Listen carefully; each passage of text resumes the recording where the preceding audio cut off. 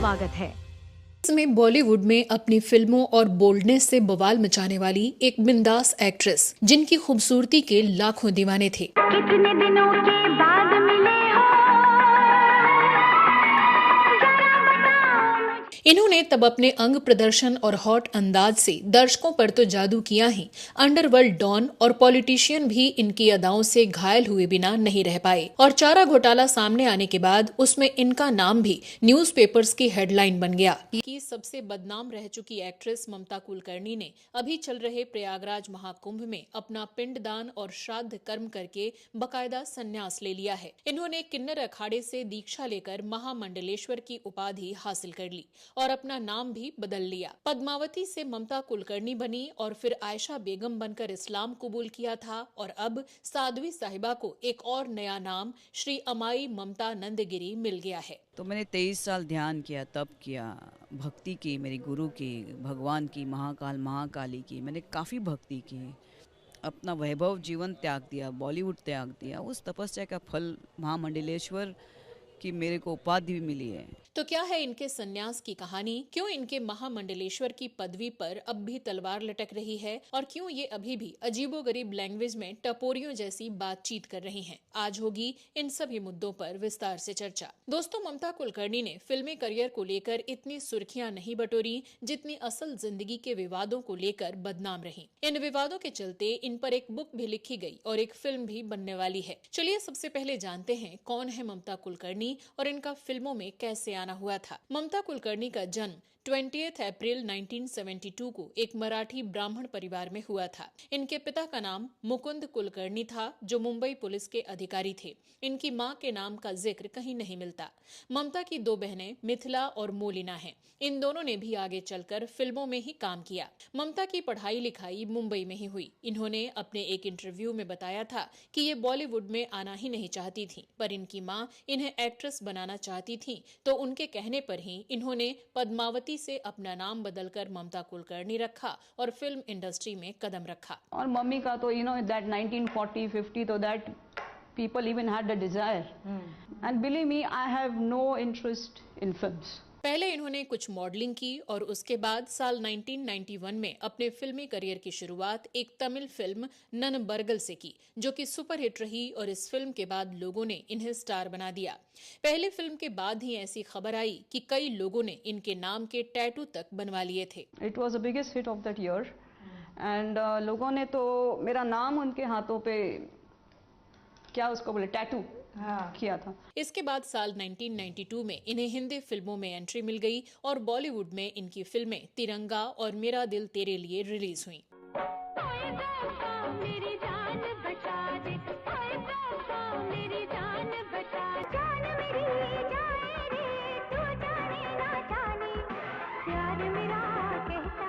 इन दोनों फिल्मों में इनका रोल ज्यादा बड़ा नहीं था, पर दर्शकों ने इन्हें बॉलीवुड में नोटिस जरूर किया। साल 1993 में आई फिल्म आशिक आवारा से इन्हें फिल्म इंडस्ट्री में असली पहचान मिली, जिसमें सैफ अली खान ने भी डेब्यू किया था। इसके सभी गानों ने धूम मचा दी। ओ सनम तेरे आशिक हैं हम, जाने मन मैं हूँ आशिक, आशिक आवारा मैं हूँ आशिक। फिल्म जबरदस्त हिट रही और इसके लिए ममता को फिल्म फेयर की तरफ से new face of the year का अवार्ड भी मिला। इसके बाद इन्होंने कई हिट फिल्में दी। इनमें से खास रही वक्त हमारा है, करण अर्जुन, बाजी, क्रांतिवीर और सबसे बड़ा खिलाड़ी।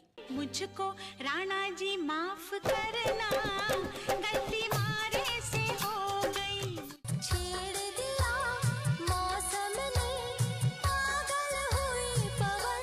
ममता कुलकर्णी कुछ ही साल में उन एक्ट्रेसेस में शुमार हो गईं जिन्होंने शाहरुख खान, आमिर खान, सलमान खान, गोविंदा और सैफ अली खान जैसे बड़े एक्टर्स के साथ काम किया। धीरे धीरे आप मेरे दिल के मेहमान, एक मुंडा मेरी उम्र दा है, मेरी उम्र दा महबूब सनम, तुझे मेरी कसम महबूब सनम।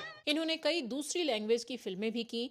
फिल्म प्रेम शिकार और डोंगा पुलिस तेलुगु भाषा में थी, जिसमें से फिल्म प्रेम शिकार ने बॉक्स ऑफिस के सारे रिकॉर्ड तोड़ दिए थे और साउथ इंडिया में ममता की फैन फॉलोइंग ऐसी बढ़ गई कि इनके चाहने वालों ने हैदराबाद में इनके लिए एक मंदिर तक बनवा दिया था।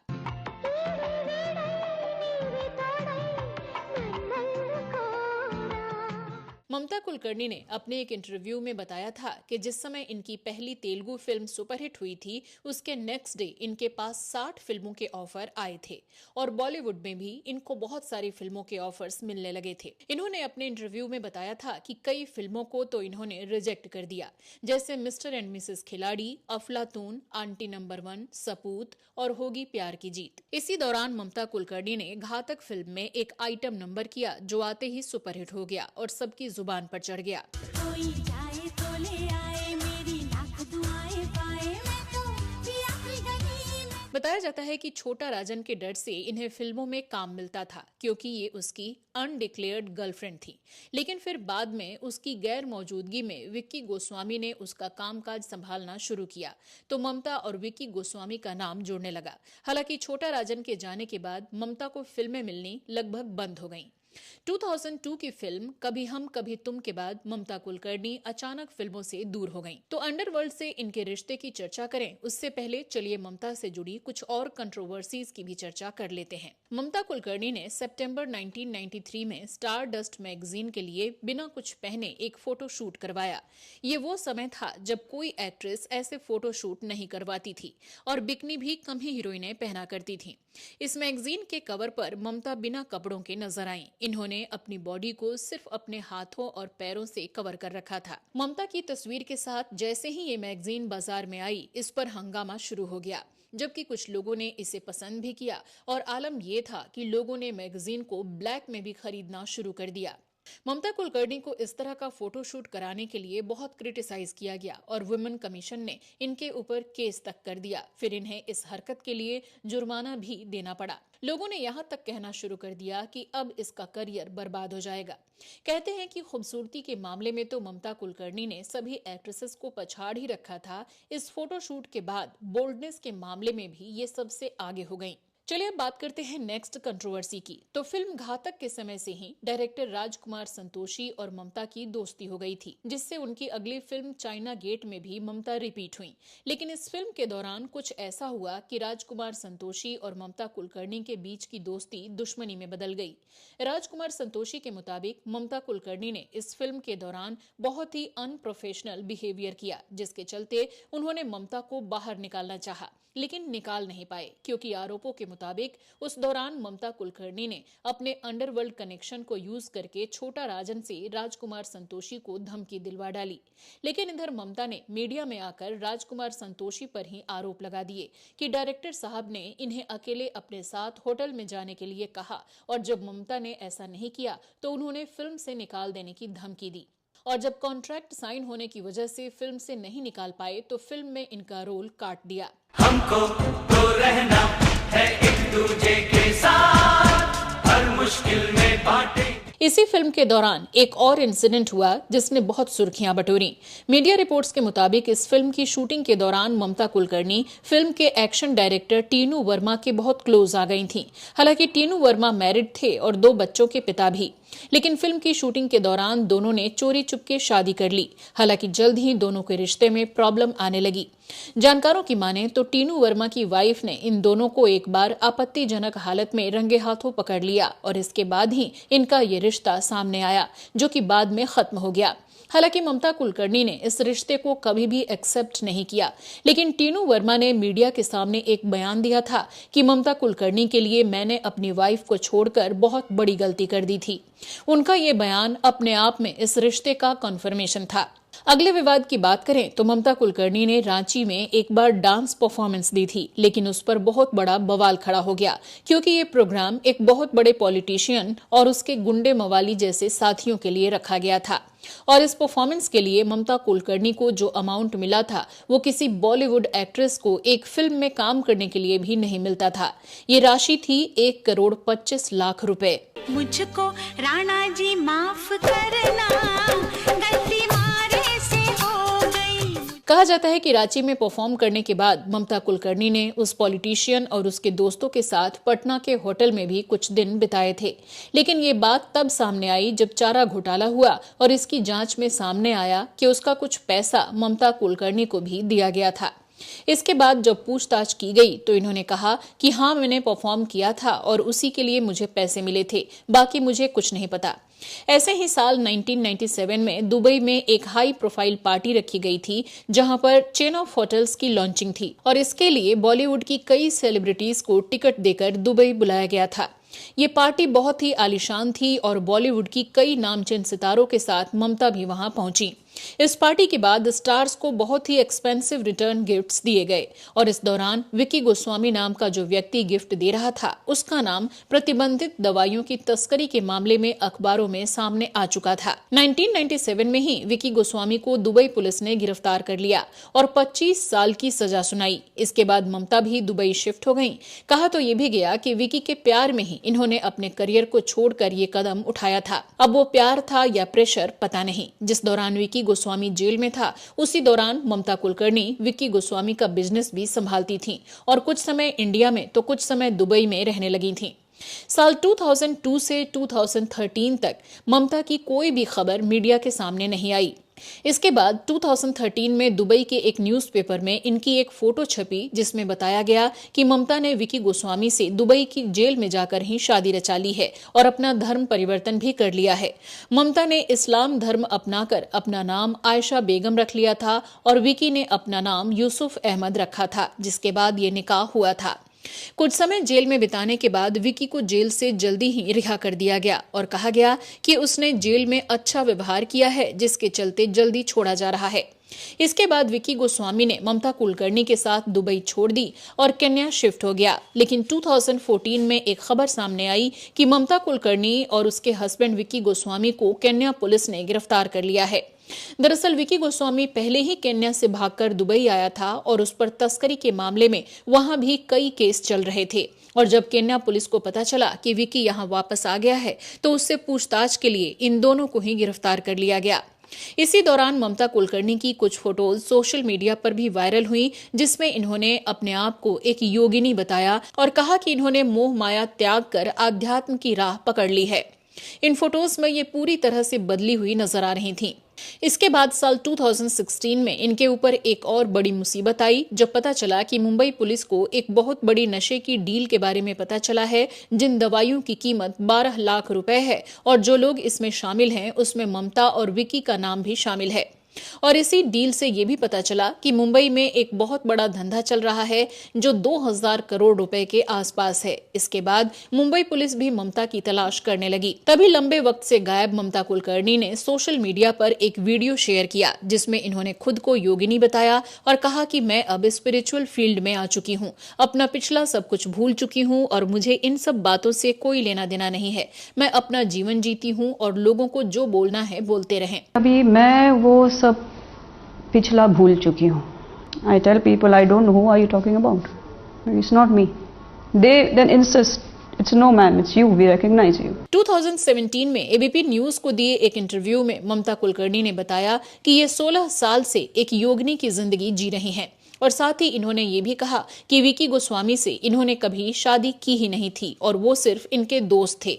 विकी को दुनिया अगर बुरा कहती है तो कहे, विकी बुरा नहीं है और मैं हमेशा उसके साथ हूँ।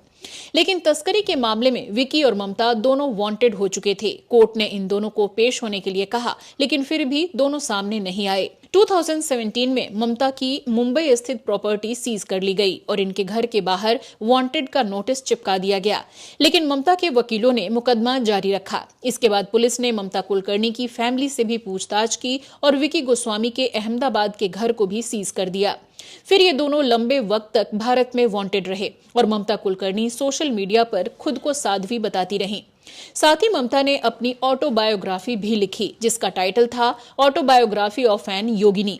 इसमें इन्होंने अपनी जिंदगी के बारे में कई अलग तरह की बातें बताई और खुद के योगिनी बनने के बारे में भी कहानी बताई। फिर लंबे समय बाद अगस्त 2024 में बंबई हाई कोर्ट ने ममता पर लगे तमाम आरोपों को ये कहते हुए खारिज कर दिया कि इन्हें साबित करने के लिए पुलिस के पास पर्याप्त सबूत नहीं है।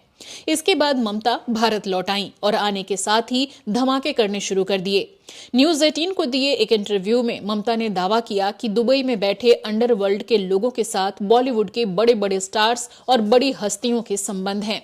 ममता ने बताया कि 90 और 2000 के दशक में मुंबई फिल्म इंडस्ट्री से लगभग हर कोई दुबई जाया करता था। कि आप ये विक्की गोस्वामी के संपर्क में कैसे आई? 1996 के आसपास वो मेरे संपर्क में आ गए थे।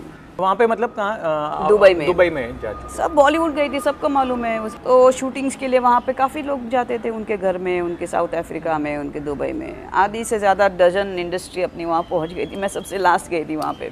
ममता के इस बयान से बॉलीवुड में एक बार फिर अंडरवर्ल्ड और फिल्मी सितारों के संबंधों पर बहस छिड़ गई। इसके बाद एक बार फिर ममता कुलकर्णी तब चर्चा में आई जब हाल ही में इन्हें प्रयागराज के महाकुंभ में किन्नर अखाड़े में महामंडलेश्वर के पद पर बिठाया गया। इसे देखकर हर कोई स्तब्ध था। ममता ने यहां अपना नाम बदलकर श्री यमाई ममता नंदगिरी रख लिया।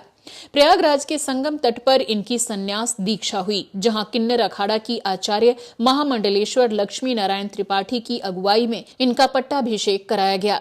हालांकि सोशल मीडिया पर इनका एक वीडियो वायरल हो रहा है, जिसमें इन्होंने हाय गाइस कहकर लोगों को संबोधित किया।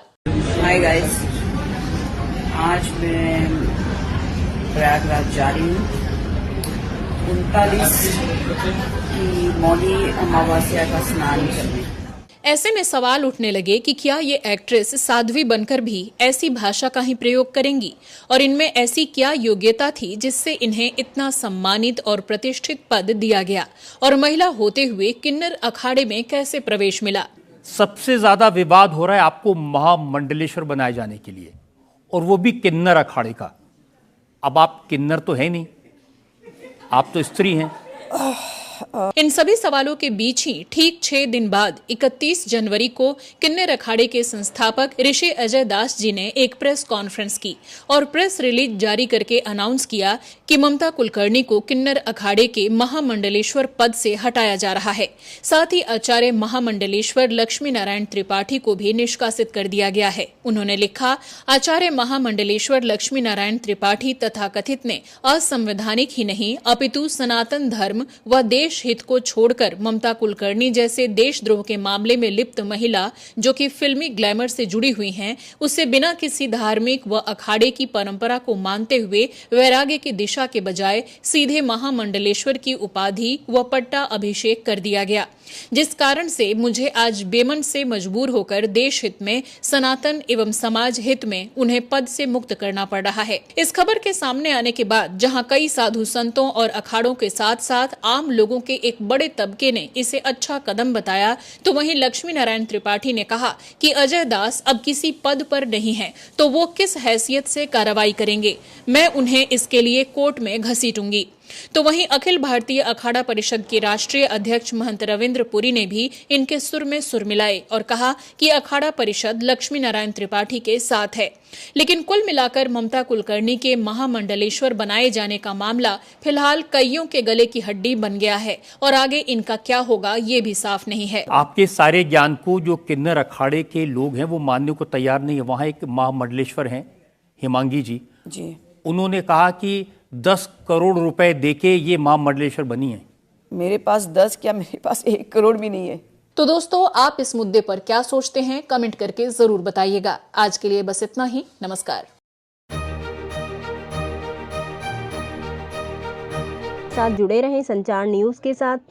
सब्सक्राइब और लाइक करना ना भूलें। जय हिंद, जय भारत।